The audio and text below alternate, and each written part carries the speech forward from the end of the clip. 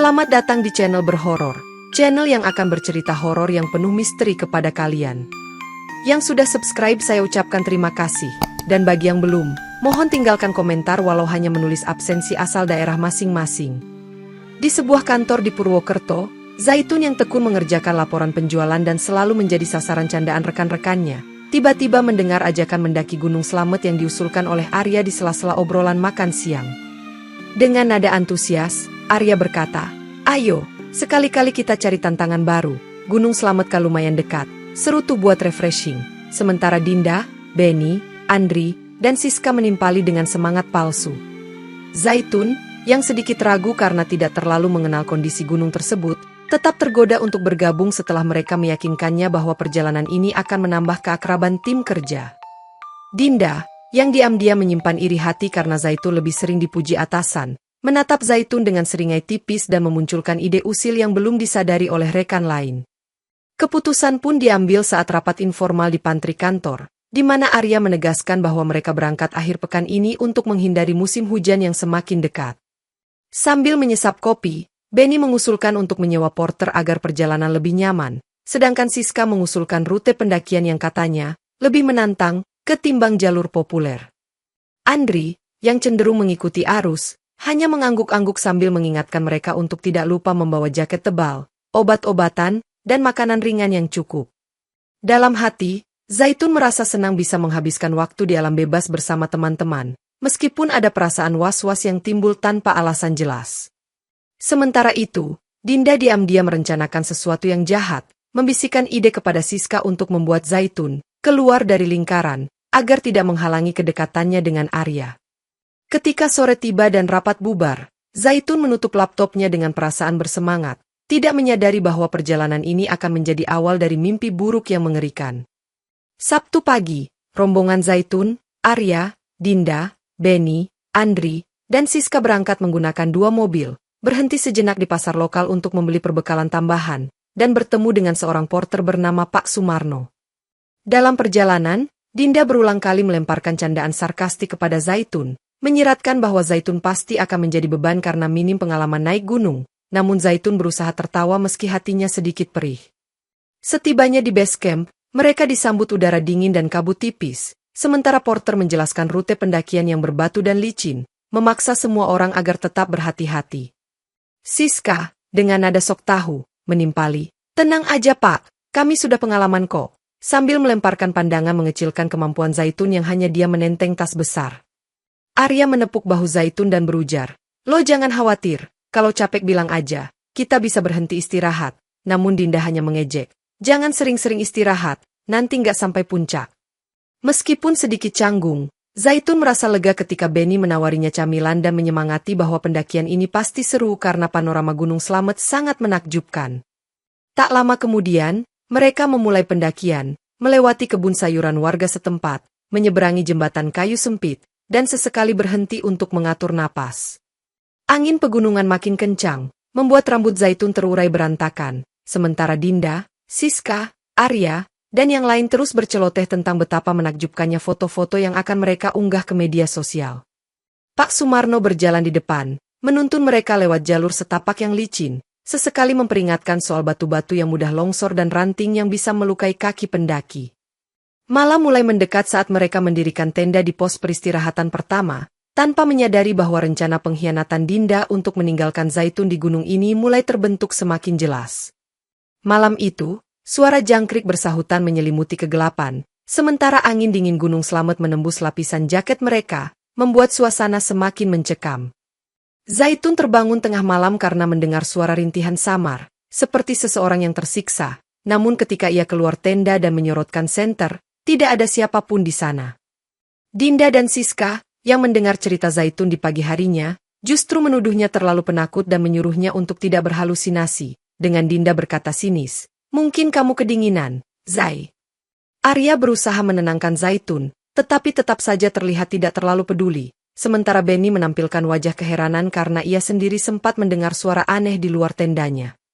Usai sarapan sederhana, mereka melanjutkan pendakian, dan Zaitun sesekali merasa punggungnya merinding seolah ada yang memperhatikan dari semak-semak. Sambil berjalan, Siska berseloroh, "Paling itu cuma suara hewan liar, kenapa harus takut sih? Dan Dinda menambahkan dengan nada mengejek, ternyata sedrama itu ya kamu, Zai. Di suatu titik pendakian, Pak Sumarno memperingatkan soal kawasan rawan longsor, tapi Dinda malah memaksakan rute yang lebih sulit, membuat Zaitun cemas dengan keselamatan kelompok. Tanpa memedulikan kecemasan Zaitun, Arya dan yang lain menuruti Dinda, membuat jarak antara mereka dan Zaitun semakin jauh, sampai Zaitun terpaksa mempercepat langkahnya agar tidak tertinggal. Dalam perjalanan, Zaitun sempat tergelincir dan terkilir ringan, namun bukannya menolong, Siska malah menegur dengan ketus. Makanya hati-hati, kita nggak mau repot-repot bawa orang cederakan. Malam kedua di lereng Slamet pun tiba, dengan cuaca yang semakin memburuk, kabut tebal menggantung di sekitar tenda, dan rencana jahat Dinda kian mendekati tahap eksekusi. Pagi harinya, Zaitun diminta Dinda pergi mengambil air di mata air kecil yang berada beberapa ratus meter dari tempat mereka berkemah, sementara yang lain sibuk membongkar tenda dan merapikan barang-barang. Zaitun, meskipun merasa kakinya masih sedikit sakit, menuruti permintaan itu karena Dinda berkata, kalau bukan kamu, siapa lagi? Kami kan masih repot beres-beres tenda. Begitu Zaitun menghilang di balik pepohonan, Dinda melambaikan tangannya sebagai isyarat agar yang lain segera melanjutkan perjalanan meninggalkan Zaitun, dengan alibi bahwa mereka tak ingin menunggu si pemalas.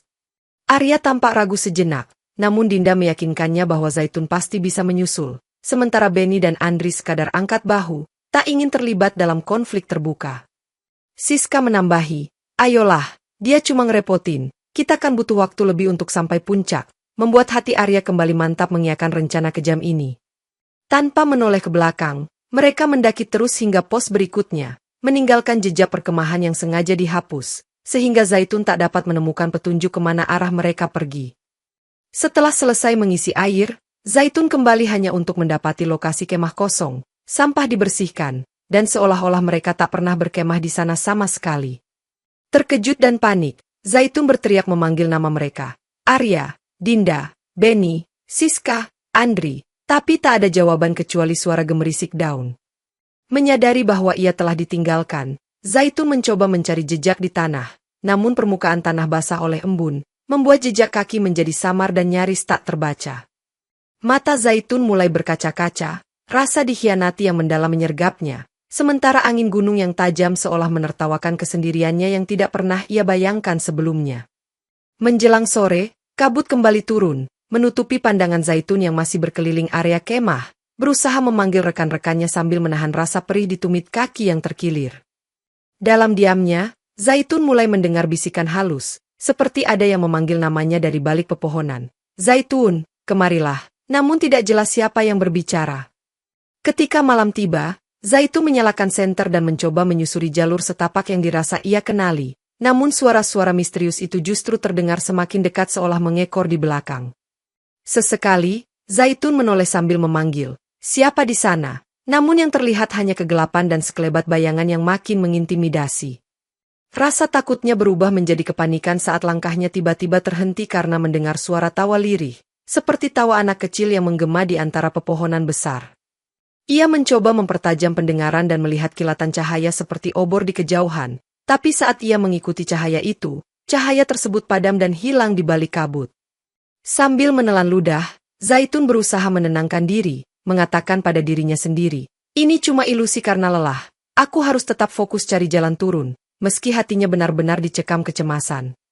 Udara dingin dan rasa lapar mulai menggerogoti, membuat Zaitun menggigil dan berusaha merapatkan jaketnya sambil sesekali merasakan sakit di kaki yang terluka. Tiba-tiba terdengar bunyi ranting patah di belakangnya, membuatnya menjerit kecil, namun ia tak melihat apapun kecuali sosok gelap yang berkelebat sangat cepat. Ia pun teringat kata-kata masyarakat lokal tentang kawasan angker di Gunung Slamet, bahwa yang tak terlihat kadang lebih banyak dari yang terlihat, dan kini Zaitun mulai merasakan kebenaran kata-kata itu menghantui setiap tarikan napasnya. Keesokan paginya, Zaitun yang kelelahan akhirnya menemukan sisa-sisa jalur setapak, tetapi arahnya justru membawanya masuk semakin dalam ke area terlarang di Gunung Slamet. Dengan perut kosong dan bekal air yang hampir habis, Zaitun berjalan tertatih sambil terus memanggil, "Tolong, ada orang di sini," namun suaranya terpantul balik oleh tebing-tebing curam. Tiba-tiba ia berjumpa dengan sosok lelaki tua berpakaian lusuh, berambut putih panjang, yang menatapnya dengan sorot mata tajam dan berkata dengan suara lirih, "Kau sudah terlalu jauh menembus batas."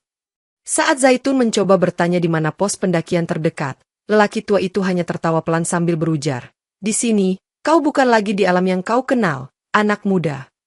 Merinding mendengar ucapan itu, Zaitun memohon pertolongan, tapi pria tersebut malah menghilang di antara pepohonan lebat, meninggalkan jejak kaki yang tiba-tiba menguap bagai asap.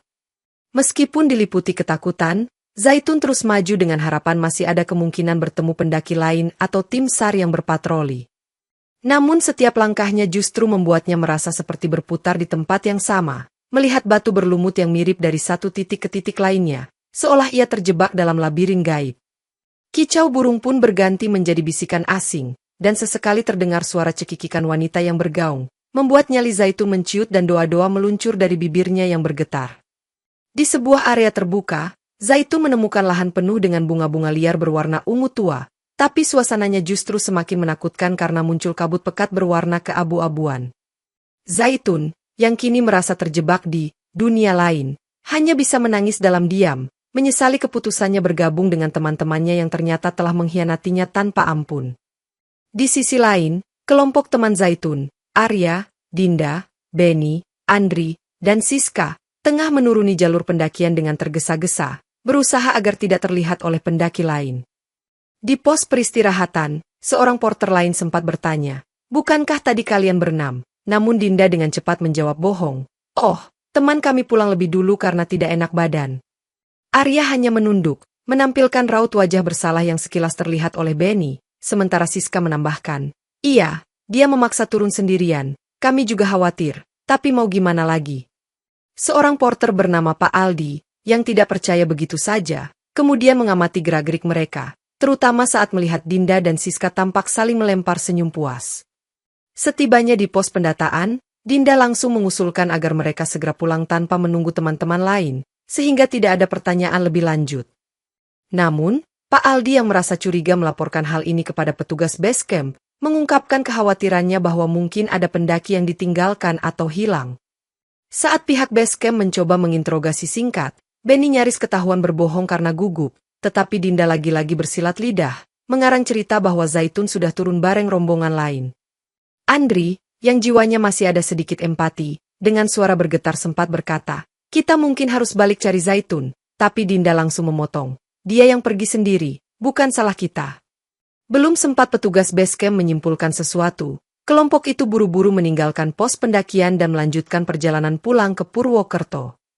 Pengkhianatan mereka pun semakin jelas ketika mereka tiba di parkiran. Dinda berbisik kepada Arya, "Jangan cemas, Zaitun gak akan berani ngadu, apalagi sekarang dia udah entah di mana," tanpa menyadari horor yang tengah menanti Zaitun. Laporan dari Pak Aldi membuat tim SAR setempat memutuskan untuk mengirim satu regu peninjau ke jalur yang dilaporkan, dan disinilah nama Salik muncul sebagai ketua tim yang baru saja menyelesaikan misi penyelamatan di gunung lain. Salik, lelaki berusia 30-an dengan pengalaman luas di bidang penyelamatan gunung, segera mengumpulkan informasi tentang Zaitun yang diduga hilang, meskipun data yang tersedia sangat minim. Ia dan rekannya, Jojo, melakukan wawancara singkat dengan Pak Sumarno, porter yang sempat melihat rombongan 6 orang sebelum hanya 5 yang turun gunung. Pak Sumarno memberi keterangan bahwa Zaitun terlihat paling pendiam dan sempat mengeluh soal kaki terkilir, membuat Salik segera sadar betapa gentingnya situasi ini. Tim SAR berangkat ke jalur pendakian yang ditunjukkan Pak Sumarno, bermodalkan ransum, peralatan medis, dan perlengkapan pemetaan untuk mencari kemungkinan jejak Zaitun. Pada pos pertama, Salik menemukan seutas tali berwarna biru di tanah, yang menurut Pak Sumarno adalah tali tenda milik rombongan Dinda, dan diduga sisa tali itu terlepas saat dibongkar. Semakin jauh mereka menelusuri, jejak kaki semakin samar, cuaca semakin buruk, dan kabut tebal membuat penglihatan hanya beberapa meter ke depan. Di satu titik, Jojo menyorotkan senter ke sebuah ranting yang patah penuh bercak lumpur, menunjukkan kemungkinan seseorang terpeleset di situ, dan Salik bergumam, "Semoga saja ini bukan pertanda buruk." Ketika malam turun, tim SAR mendirikan bivak darurat, namun Salik tak bisa tidur nyenyak karena pikirannya diliputi rasa khawatir akan nasib Zaitun yang mungkin sudah sangat lemah. Paginya, pencarian kembali dilanjutkan. Namun mereka kecewa saat tak lagi menemukan jejak berarti, seolah Zaitun lenyap begitu saja di antara rimbunnya gunung Slamet. Di sisi lain, Zaitun yang sudah kehabisan tenaga ambruk di dekat sebuah pohon keramat, di mana angin semakin kencang dan udara dingin menusuk tulang, membuatnya menggigil tanpa henti. Sepanjang malam, Zaitun berjuang melawan hipotermia yang semakin parah, sambil mengigau menyebutkan beberapa nama, termasuk nama Dinda dan Arya. Mata Zaitun berat menahan kantuk dan lapar, sementara jantungnya berdetak makin lemah, ditambah pikiran tentang betapa teganya teman-teman yang tega meninggalkannya sendirian. Hujan rintik turun membasahi rambut dan pakaian Zaitun, membuat suhu tubuhnya turun drastis, sampai akhirnya ia tak sanggup lagi membuka mata. Di saat terakhir, ia menatap samar bayangan sosok wanita berambut panjang yang mendekatinya, seakan hendak menjemput jiwanya menuju kegelapan. Beberapa saat sebelum subuh, Zaitun menyerah pada nasib, menarik napas terakhir dengan sisa tenaga, sedangkan suara-suara aneh di sekelilingnya seperti merayakan tumbal baru di kaki Gunung Slamet. Keesokan harinya, tim SAR yang tiba di area pohon keramat itu menemukan tubuh Zaitun yang sudah membeku, tangan menggenggam jaketnya erat, seolah mencoba mempertahankan diri. Salik, yang pertama kali melihat jasad Zaitun, langsung berlutut sambil menahan air mata dan berbisik, "Maaf, kami terlambat," sementara Jojo menggoyang kepala penuh sesal. Setelah mengevakuasi jenazahnya, cuaca mendadak berubah ekstrim, hujan besar turun, memaksa tim SAR mencari lokasi berlindung dan meninggalkan jasad tersebut sementara di tempat aman yang tak jauh dari situ. Belum sempat mereka kembali, tanah longsor kecil menutup jalur, dan saat mereka akhirnya berhasil mencapai tempat penemuan jasad Zaitun sudah hilang tertimbun material longsoran, meninggalkan misteri yang tragis. Kematian Zaitun di lereng Gunung Slamet ternyata tidak membuat jiwanya tenang, karena rasa dendam dan kekecewaan yang dalam membelenggu arwahnya di antara alam hidup dan mati. Di tengah badai malam, sesosok bayangan berwajah pucat berdiri di samping pohon keramat, menatap kosong ke arah jejak tim SAR yang menjauh, seolah meratapi nasibnya yang terlunta-lunta. Arwah Zaitun mendapati diri mampu melayang melewati pepohonan, menembus kabut tebal, dan merasakan kebencian membara saat teringat pengkhianatan teman-temannya.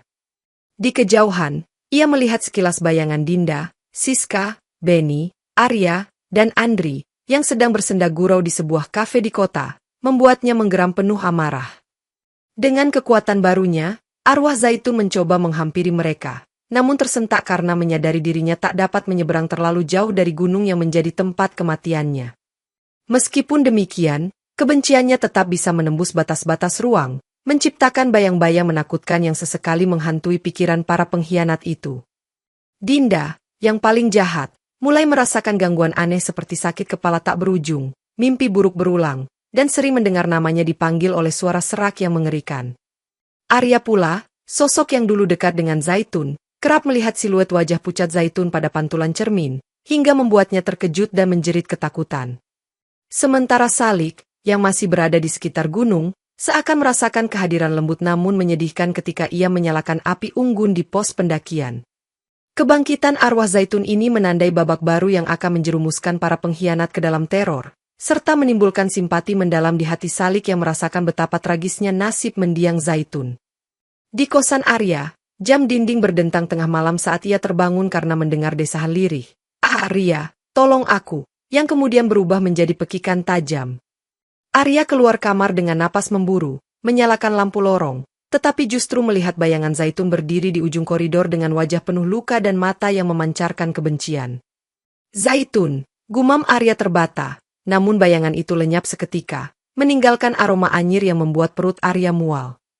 Sementara itu, Dinda mulai dihantui mimpi di mana Zaitun muncul dengan tubuh membeku, merintih dan memanggil namanya, memintanya bertanggung jawab atas segala pengkhianatan yang telah ia lakukan. Pada siang hari, saat Dinda tengah mengurus administrasi di kantor, ia dikejutkan oleh layar komputernya yang tiba-tiba gelap, menampilkan bayangan wajah Zaitun dengan tatapan penuh dendam. Siska yang sedang bersuah foto di kafe pun tiba-tiba merasa ponselnya bergetar hebat, dan ketika memeriksa galeri foto, ia menemukan foto close-up wajah Zaitun yang menatap langsung ke arah kamera. Peristiwa ganjil itu berlanjut ketika Benny mengalami kecelakaan kecil di parkiran kantor. Setelah mendengar bisikan halus, "Kau akan merasakan sakitku," sebelum sebuah mobil lain menabrak bagian belakang kendaraannya. Andri yang mencoba menghibur mereka mengatakan, "Mungkin kita cuma paranoid, jangan mikir yang aneh-aneh." Namun ia sendiri tidak bisa tidur karena terus melihat bayangan hitam bergelayut di sudut kamarnya.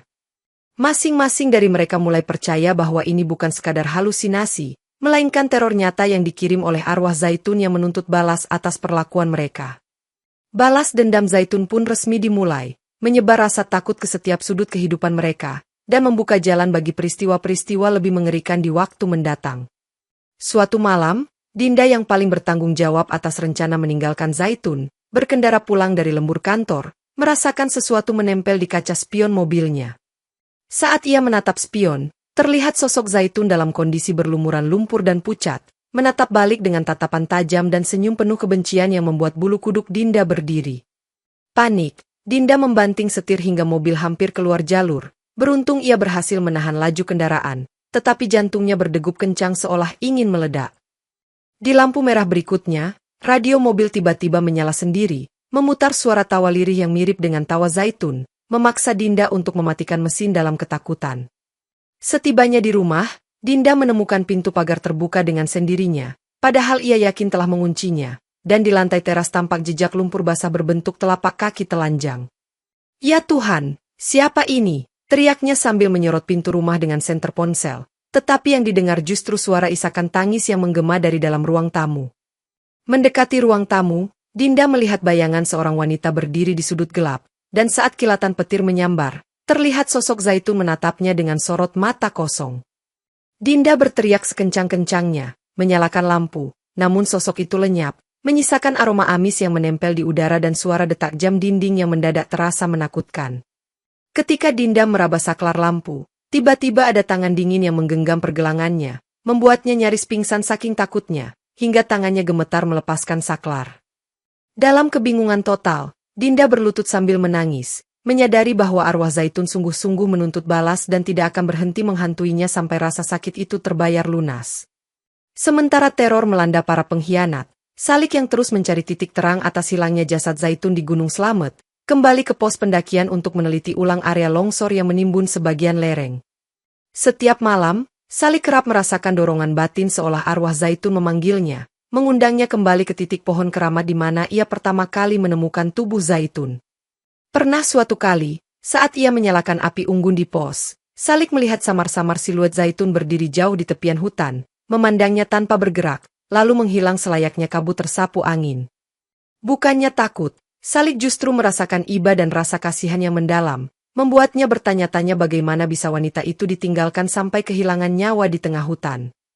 Ketika Jojo menanyakan keanehannya, Salik hanya menjawab, "Ada sesuatu yang belum selesai di sini, Jo. Aku harus menuntaskan pencarian ini agar jiwanya tenang." Di sela-sela obrolan dengan penduduk sekitar, Salik mengetahui rumor tentang sosok penunggu Gunung Slamet yang sering mengambil korban pendaki tersesat, namun ia tak sepenuhnya yakin.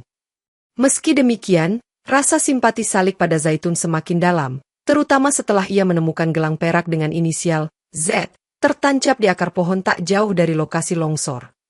Setiap kali Salik memegang gelang itu, ia merasakan semacam aura sedih yang menggambarkan kesepian dan penderitaan, seolah itu adalah pesan terakhir dari Zaitun. Mencoba berkomunikasi dengan cara spiritual, Salik pun berdiri di bawah pohon keramat pada malam hari, memejamkan mata, dan berbisik, "Jika kau masih di sini, tunjukkan padaku apa yang kau inginkan." Hembusan angin dingin tiba-tiba menerpa Salik, membuatnya merinding, tetapi juga meyakinkannya bahwa Zaitun memang masih di situ, menanti keadilan atau mungkin secercah cinta yang ingin memberinya kedamaian. Sementara itu, Arya yang tidak tahan dihantui rasa bersalah, memutuskan mencari paranormal untuk berkomunikasi dengan arwah Zaitun, berharap bisa memohon pengampunan karena merasa terlibat dalam pengkhianatan. Di sebuah rumah tua di pinggiran kota, seorang dukun bernama Mbah Harjo membakar kemenyan dan memejamkan mata, lalu berkata, "Arwahnya penuh amarah, ada dendam yang harus dilunasi." Arya memohon, "Tolong, lakukan apa saja agar dia melepaskan kami." Namun Mbah Harjo hanya menjawab, "Pengorbanan sejati yang akan membuka pintu maafnya, bukan sekadar permintaan lisan." Setelah ritual singkat, Mbah Harjo menunjukkan secari kertas kuno bertuliskan aksara Jawa kuno, yang menyatakan bahwa arwah Zaitun menuntut mereka merasakan kesakitan seperti yang ia alami. Arya pulang dengan wajah pucat, menyadari bahwa meminta maaf saja tidak cukup, dan mengingat bagaimana dingin dan ketusnya mereka saat meninggalkan Zaitun di lereng gunung. Dengan perasaan bimbang, Arya mengumpulkan Dinda, Benny, Andri, dan Siska untuk membicarakan hal ini, tetapi mereka malah saling menyalahkan, dan Dinda bersikeras tidak akan tunduk pada roh gentayangan. Arya yang semakin dihantui mimpi buruk, mencoba mengusulkan agar mereka berziarah ke tempat Zaitun meninggal dan meminta maaf, namun usulan itu ditolak mentah-mentah oleh Dinda. Di kamarnya, Arya berulang kali mendengar suara tangisan Zaitun yang lirih memanggil namanya, membuatnya semakin yakin bahwa penebusan dosa tidak boleh ditunda. Suatu malam, Arya nekat pergi sendirian ke Gunung Slamet, menyewa porter tanpa sepengetahuan teman-temannya, berencana melakukan doa dan permohonan maaf di lokasi pohon keramat. Namun, setibanya di sana, suasana mencekam dan angin kencang membuatnya gemetar. Seraya ia berlutut di tanah lembab, mengakui kesalahannya dan bersumpah menebus semua dosa mereka di hadapan roh Zaitun. Berbeda dengan Arya yang mulai mencoba menebus dosa, Siska justru semakin dirongrong rasa takut sehingga ia memilih untuk mengurung diri di apartemennya, menolak bertemu siapapun termasuk Dinda. Suatu malam, listrik di apartemennya pada mendadak, dan Siska dikejutkan oleh suara pintu kamar mandi yang berderit pelan, seolah ada seseorang yang membuka dan menutupnya. Dengan ponsel sebagai senter, Siska memberanikan diri memeriksa kamar mandi, namun justru terkejut menemukan tulisan di cermin berembun. Aku kedinginan, SIS, yang diakhiri tanda tangan Zaitun. Jantung Siska berdegup kencang. Ia berusaha menghapus tulisan itu dengan tangannya, namun tulisan tersebut justru semakin terlihat jelas, seolah diukir dari dalam kaca. Tiba-tiba, shower menyala sendiri, mengucurkan air dingin yang mengalir disertai suara tangisan, membuat Siska menjerit dan melompat keluar kamar mandi. Dalam panik, ia menelpon Benny, namun panggilan itu terputus, digantikan suara statis diselingi bisikan, kalian menelantarkanku di gunung, lalu sambungan terhenti. Mencoba mencari pertolongan, Siska keluar apartemen, tapi koridor mendadak tampak gelap gulita, hanya diterangi lampu darurat yang berkedip-kedip, menambah suasana horor. Di ujung lorong, Siska melihat pintu lift terbuka, dan di dalamnya terpampang bayangan Zaitun dalam kondisi membeku, menatap Siska dengan sorot mata penuh dendam.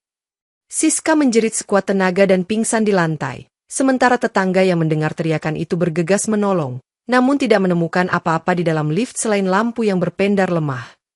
Kesadaran Siska yang perlahan pulih hanya menambah ketakutannya, karena ia yakin arwah Zaitun semakin intens mendesaknya hingga terpojok, menyadari bahwa penebusan mungkin satu-satunya jalan keluar. Benny, yang semula menganggap semua kejadian ini hanya paranoia, mulai merasakan kutukan aneh saat ia sering melihat jalanan di sekitar rumahnya berubah menjadi kelokan terjal khas pegunungan, padahal ia berada di pusat kota. Pernah suatu malam, Benny berniat membeli makanan di warung dekat rumah, tetapi entah mengapa ia berakhir di jalan menanjak, dengan kabut tebal dan suara gemuruh dari lereng gunung yang samar-samar. Ketika mencoba berbalik, ia justru mendengar langkah kaki berat menghampirinya, disertai suara Zaitun yang berbisik, "Kau bilang aku beban, rasakan ini." Benny berlari tanpa arah, meraba-raba di antara kabut, sampai akhirnya ia menyadari sedang berdiri di tepi jurang gelap, nyaris terjatuh seandainya ia terlambat beberapa langkah. Dalam kepanikan itu, kabut perlahan menghilang, dan Benny mendapati dirinya berdiri di tengah jalan kota yang sepi, membuatnya sadar bahwa kutukan selamat nyata menghantuinya. Rasa teror semakin menjadi, karena setiap malam mimpi buruk menghampirinya. Zaitun muncul dengan wajah membeku, menyeret kakinya di bebatuan, memanggil nama Benny dengan nada menuntut balas. Benny mencoba mencari jawaban di internet tentang mitos Gunung Slamet, dan menemukan banyak cerita tentang pendaki yang hilang karena kesalahan atau ketidakadilan yang dilakukan di gunung itu. Ketika Benny menceritakan hal ini kepada Andri, mereka berdua sadar bahwa teror ini tidak akan berakhir selama mereka tidak mengambil tanggung jawab atas apa yang telah mereka lakukan pada Zaitun. Namun Benny, yang terlalu takut, tidak berani menghadapi gunung lagi, padahal Andri mencoba menyarankan agar mereka menebus kesalahan di tempat Zaitun meninggal. Di tengah ketakutannya, Benny hanya bisa menangis menyesali perbuatannya, tetapi tangisan itu tidak menghapus kenyataan bahwa kutukan selamat terus memburunya sampai titik terlemah. Salik, yang makin sering merasakan kehadiran Zaitun, mulai bermimpi didatangi arwah Zaitun yang tidak lagi terlihat menakutkan, melainkan berwajah sedih, seakan meminta perlindungan. Dalam mimpi itu, Zaitun berkata dengan suara lirih, "Aku sudah terlalu sakit, aku tak bisa kembali, tapi jiwaku ingin merasa dicintai," membuat Salik terbangun dengan dada bergemuruh. Pada malam berikutnya, Salik sengaja mendaki sendirian ke lokasi pohon keramat, menyalakan lentera minyak dan berucap pelan, "Zaitun, kalau kau di sini, tunjukkan dirimu." Angin berembus kencang, membawa kabut aneh yang mengitari Salik, dan dari kegelapan muncul wujud temaram Zaitun dengan pandangan luka dan putus asa. Bukannya berteriak atau ketakutan, Salik justru menatap Zaitun dengan tatapan iba, lalu berkata lembut, "Maafkan aku yang tak mampu menyelamatkanmu, tapi aku akan berjuang agar kau menemukan kedamaian. Zaitun menatap Salik dengan mata berkaca-kaca, seolah menunjukkan rasa terima kasih, namun bayangan kegelapan masih meliputi dirinya, pertanda dendamnya belum tuntas. Meski hanya sesaat, pertemuan itu menimbulkan getaran di hati Salik, memberinya keinginan untuk menolong Zaitun dengan cara apapun, sekaligus menahan perasaan yang perlahan tumbuh. Sadar bahwa Zaitun membutuhkan keadilan, Salik bertekad mencari teman-teman Zaitun yang bersalah, berniat memaksa mereka mengakui perbuatannya, atau setidaknya memohon ampun langsung di tempat kejadian. Dalam hatinya, Salik bertanya-tanya bagaimana mungkin ia bisa jatuh cinta pada sosok yang tak lagi hidup, namun getaran itu nyata, hadir di setiap kegelapan malam yang menemani kesunyian gunung. Cinta di antara dua dunia ini pun menjadi pemicu bagi Salik, yang kian mantap menyiapkan rencana untuk menyatukan teman-teman Zaitun dan melakukan ritual agar arwahnya beristirahat tenang. Dengan bantuan Mbah Harjo, paranormal yang didatangi Arya, Salik mengadakan pertemuan di kaki Gunung Slamet, di mana Arya, Siska, Benny, dan Andri terpaksa hadir karena rasa takut akan teror Zaitun. Dinda, yang masih keras kepala, akhirnya muncul juga, namun dengan sikap sinis dan tatapan meremehkan, meski wajahnya pucat karena mimpi buruk terus mendera. Mereka berkemah di dekat pos pendakian, membentuk lingkaran dengan dupa dan sesajen, sementara Mbah Harjo mulai membaca mantra Jawa kuno untuk memanggil arwah Zaitun. Angin tiba-tiba bertiup kencang, pepohonan menderu, dan kabut turun menyelimuti mereka, menandakan kehadiran arwah Zaitun yang mulai merespons panggilan ritual itu. Bayangan Zaitun perlahan muncul di tengah lingkaran, wajahnya pucat dengan luka-luka bekas dingin yang masih membekas, menatap satu persatu mantan rekan kerjanya. Salik berdiri di samping Mbah Harjo, berkata lantang, "Zaitun, inilah mereka yang telah menelantarkanmu, sekarang mereka datang untuk menebus kesalahan." Sementara Arya berlutut seraya menangis. Dinda yang menggigil melihat penampakan itu, justru berteriak, "Ini konyol, kita minta maaf, Zai," meski terdengar tidak tulus dan lebih didorong rasa takut. Zaitun hanya menatap dengan pandangan sayu, seolah menuntut lebih dari sekadar kata maaf, dan Mbah Harjo memperingatkan, arwahnya menuntut rasa sakit yang setimpal. Ketika suasana semakin mencekam, hujan deras turun, membuat sebagian sesajen basah, tetapi Salik tetap bertahan, menggenggam gelang perak milik Zaitun dan berdoa dalam hati agar ia mau menerima cinta dan penyesalan ini. Dalam semburan petir yang menyambar, suara tangisan Zaitun bergema, menandakan ritual pemanggilan ini baru permulaan sebelum pengorbanan dan tangisan sebenarnya terjadi. Usai ritual pemanggilan, Mbah Harjo menegaskan bahwa arwah Zaitun membutuhkan satu bentuk penebusan, yakni pengakuan tulus dan kerelaan untuk merasakan separuh penderitaannya, membuat Arya dan yang lain tertegun. Dengan berlinang air mata, Arya bersujud di depan bayangan Zaitun, mengaku, "Aku salah, maaf, maaf." Namun Zaitun tak bereaksi, seolah membutuhkan pengorbanan lebih dari kata-kata. Andri, menitikan air mata, berujar serak, "Aku rela menebus semuanya, asal kau tenang." Dan ketika ia berkata demikian, bayangan Zaitun menoleh perlahan, menatap Andri dengan hening. Dinda yang telah mencapai puncak ketakutannya akhirnya histeris, memohon ampun sambil berjanji akan berbuat apa saja, namun Zaitun justru memandangnya dengan tatapan paling dingin. Mbah Harjo mulai menabur beras kuning dan bunga setaman di sekitar lingkaran, berujar, "Marilah, wahai arwah gentayangan, terimalah penyesalan ini dan pulanglah ke alam yang semestinya." Hembusan angin dingin semakin kencang, menampar wajah mereka, dan di sela-sela kabut, sosok Zaitun berjalan menghampiri Salik, seolah meminta perlindungan terakhir. Salik menatapnya dengan penuh kasih, meraih tangannya yang transparan, berbisik, "Aku mencintaimu, meski kita terpisah oleh dunia berbeda, biarlah aku menanggung sebagian bebanmu." Pada detik itu, Zaitun menitikan air mata darah, yang jatuh ke lantai berbaur dengan tanah becek, menimbulkan bunyi desisan aneh seolah melepaskan sebagian dendamnya. Bayangan Zaitun mulai memudar, menatap Salik dengan ekspresi sayang sekaligus sedih, lalu menoleh pada Dinda dan kawan-kawan yang menggigil, seakan menuntut penyesalan mereka hingga tuntas. Terdengar suara lirih, "Bertobatlah," sebelum Zaitun menghilang dalam balutan kabut, meninggalkan Salik terisak dan Dinda beserta yang lain bersimpu di tanah sambil menangis penuh penyesalan. Beberapa hari setelah ritual itu, Salik memutuskan untuk mendaki Gunung Slamet sekali lagi, membawa rangkaian bunga dan seuntai doa yang ia siapkan khusus untuk Zaitun, berharap dapat memberinya kedamaian. Di pagi buta, ia menyusuri jalur setapak sendirian, sampai tiba di pohon keramat tempat Zaitun ditemukan, di mana kabut tipis menyelimuti dan burung hantu masih terdengar menjerit di kejauhan. Salik menaburkan kelopak bunga mawar yang dibawanya, berlutut dengan mata tertutup, sambil menggumamkan doa agar jiwa Zaitun menemukan jalan pulang dan lepas dari segala dendam. Angin berembus sejuk, menerbangkan kelopak bunga hingga menyerupai tarian lembut, dan Salik merasakan kehadiran Zaitun yang hangat, namun hanya sekejap. Perlahan, ia membuka mata dan menatap ke langit, mengucapkan salam perpisahan. Selamat jalan, Zaitun, semoga kau temukan kebahagiaan di sana, sembari air mata menetes di pipinya.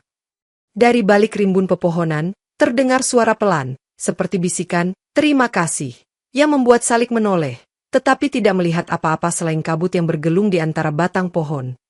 Kenangan akan senyum lirih Zaitun, doa-doa yang terlambat, serta rasa cinta yang tak sempat terbalas kini menjadi beban sekaligus pelipur yang selalu menghantui benak Salik.